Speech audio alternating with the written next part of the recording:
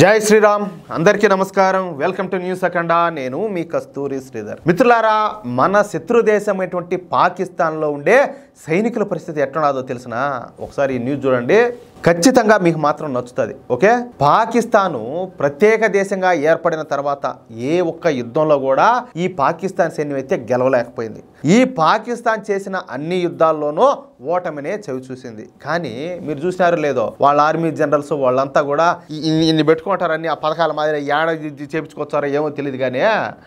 ఈ band madam వాళ్ళ డ్రెస్సులు కదా గంగిరెద్దు కదా పెట్టుకున్నట్టు ఆ మరి ఈ వాళ్ళ నుంచి ఈ వల్ల నాకు అన్నీ అయ్యే ఉంటాయి వీళ్ళ మొహాలకు మళ్ళీ వీళ్ళు ఏ యుద్ధంలోనూ కూడా యూత్తో కూడా ఇలా గెలిచిందిలే సచ్చిందిలే పెట్టిందిలే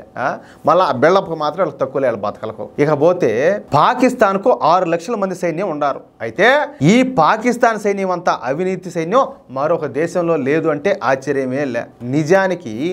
ఈ పాకిస్తాన్కు చెందినటువంటి సైనికాధికారులు చేసే పోరాటాలు చాలా తక్కువ కానీ వీళ్ళ సంపాదన చూస్తే మాత్రం కళ్ళట్టు జిగేలుమంటాయి చెప్తా మీకు అర్థమయ్యేటట్టు చెప్తా పాకిస్తాన్ బడ్జెట్లో 20% బడ్జెట్ ఒక పాకిస్తాన్ సైనికులకే పోతుంది ప్రతి దేశానికి ఒక సైన్యం ఉంటుంది కానీ పాకిస్తాన్ సైన్యానికి ఒక దేశమే ఉండాలి అనేలా ఇక్కడ పాకిస్తాన్ సైన్యం పెత్తనం జలాయిస్తూ ఉంటుంది ఇక్కడ పాకిస్తాన్లో ఈ పాకిస్తాన్కు చెందినటువంటి సైనికాధికారులు నయానో భయానో ఈ ప్రజల దగ్గర నుంచి భూములు లాక్కొని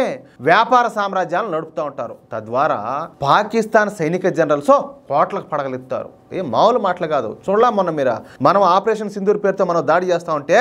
వాళ్ళంతా కూడా మొత్తం అంతా లండన్ బ్రిటన్ ఆడికి ఈడికి వాళ్ళు మొత్తం వాళ్ళ ఫ్యామిలీ మెంబర్స్ అంతా కూడా బయట దేశాలకు పంపించేశారు ఏది పాకిస్తాన్లో ఒక్కరు కూడా అన్నీ కూడా బలిసిన దేశాలే ఆ విధంగా పంపించారు అంటే అర్థం ఏంది వీళ్ళు బాగా వెనకేస్తున్నారనే కదా అర్థం ఏమంటారా సరే తద్వారా ఈ పాకిస్తాన్ సైనిక జనరల్స్ కోట్లకు పడగలుగుతున్నారు పోరాటం చేసే బాధ్యతలను తీవ్రవాదులకు అప్పగించి ఈ పాకిస్తాన్ ఆర్మీ జనరల్స్ వినోదాల్లో కాలం గడుపుతూ ఉంటారన్నమాట రాజప్రసాదాలను తలపించే భవనాల్లో తూగుతూ ఉంటారు మామూలు కాదు వీళ్ళ విందులు వినోదాలు వీళ్ళ జల్సాలు కథలు మామూలుగా ఉండవు మరోవైపు చూస్తేనేమో ఈ పాకిస్తాన్ ప్రజలకు తినడానికి తిండి ఉండదు కట్టుకోవడానికి బట్ట ఉండదు నిలువు నీడ లేకుండా బతుకుతూ ఉంటారు పాకిస్తాన్లో నిరుద్యోగ శాతం చాంతాడంత ఉంటుంది ఇకపోతే భారతదేశాన్ని బూచిగా చూపిస్తా ఈ పాకిస్తాన్ ఆర్మీ పాకిస్తాన్ను తమ హస్తాల్లో బిగించి పాకిస్తాన్ అయితే పరిపాలిస్తుంది ఈ పాకిస్తాన్ ఆర్మీనే పాకిస్తాన్ను ప్రత్యక్షంగా అనేక సంవత్సరాలు పరిపాలించింది ఇకపోతే ఇతర సమయాల్లో కూడా ఈ పాకిస్తాన్ ఆర్మీ చెప్పిందే వేదంగా ఉంటా వస్తుందన్నమాట అక్కడ ప్రజాస్వామ్యం కేవలం నామ మాత్రమే చెప్పినా కదా అక్కడ పరిపాలన అంతా కూడా ఆర్మీ చేతల్లోనే ఉంటుంది వాళ్ళు ఎవరికి సపోర్ట్ చేస్తే వాళ్ళదే అధికారం ఇకపోతే అధిక ధరలు ఆర్థిక సంక్షోభం మూలంగా సగటు పాకిస్తానీ పౌరులు తీవ్ర ఇబ్బందుల పాలవుతున్నారు పాకిస్తాన్ చేసినటువంటి విదేశీ అప్పు $126 బిలియన్ దాటిపోయింది ఎంత $126 బిలియన్ ఇకపోతే పాకిస్తాన్ బడ్జెట్ లో 40% నిధులు అప్పులు తీర్చడానికే సరిపోతుంది పాకిస్తాన్ దేశ జనాభాలో 50% మంది దారిద్ర్య రేఖకు దిగునే ఉన్నారు అర్థమవుతుందా బెలూచిస్తాన్ లో ఈ సహజ వాయువులు బంగారం కాపర్ వంటి సహజ వాయువులు లభ్యమవుతా ఉన్నప్పటికీ కూడా ఇప్పుడు ఆ గనులైతే పాకిస్తాన్ నియంత్రణలో లేవు విదేశీ మారక ద్రవ్య నిల్వలో దారుణంగా పడిపోయినాయి IMF ఇచ్చేటటువంటి ఈ ఉద్దీపన ప్యాకేజీలు ఇతర దేశాలు చేసేటటువంటి సాయంతోనే ఈ పాకిస్తాన్ దేశం నెట్టుకొని వచ్చింది ఇకపోతే ఈ పాకిస్తాన్లో బడ్జెట్ రూపొందించేది కూడా పాకిస్తాన్ ఆర్మీనే పాకిస్తాన్ సైన్యం ఒక కార్పొరేట్ సంస్థలా పనిచేస్తూ ఉంటుంది మాజీ సైనిక ఉద్యోగుల కోసం మొదట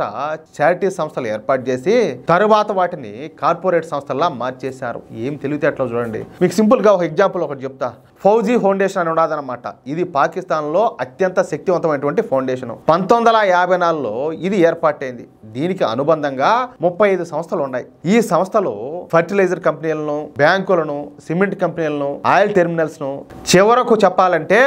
ఈ పాకిస్తాన్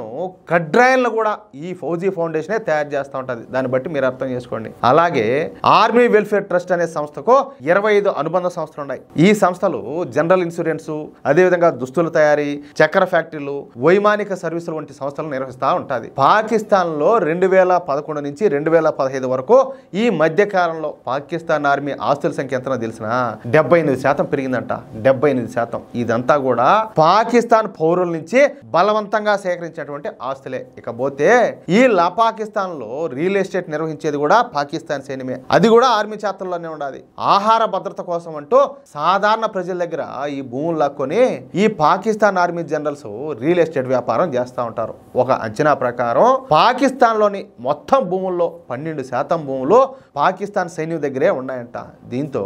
ఈ పాకిస్తాన్లో ఇప్పుడిప్పుడే తిరుగుబాటు అయితే మొదలవుతుంది. దీంతో ఏ క్షణంలోనైనా కూడా ఈ పాకిస్తాన్ ప్రజలు పాకిస్తాన్ సైన్యం మీద తిరగబడే అవకాశం ఉన్నట్టు తెలుస్తుంది. అర్థమవుతుందా? అంటే ఈ పాకిస్తాన్ సైన్యం పాకిస్తాన్ ప్రజలను దోచుకొని తింటున్నారు. వీళ్ళు మాత్రం బాగున్నారు, వాళ్ళ మాత్రం సంకలనం నాకిచ్చారు. అది విషయం అయితే. మిత్రులారా, ఈ న్యూస్ కనుక మీకు నచ్చినట్లయితే ఖచ్చితంగా ఈ న్యూస్ నలుగురికి షేర్ చేయండి. అదేవిధంగా ప్రతి ఒక్కరు కూడా మీ యొక్క అమూల్యమైన అభిప్రాయాలను ఖచ్చితంగా స్పష్టంగా కామెంట్ చేయండి. మరో విషయం ఏంటంటే, ఇంతవరకు మీరు కనుక మన ఛానల్ను సబ్స్క్రైబ్ చేసుకున్నట్లయితే ప్రతి ఒక్కరు కూడా మన ఛానల్ సబ్స్క్రైబ్ చేసుకోండి, సపోర్ట్ చేయండి ప్లీజ్. జై శ్రీరామ్, జై హింద్.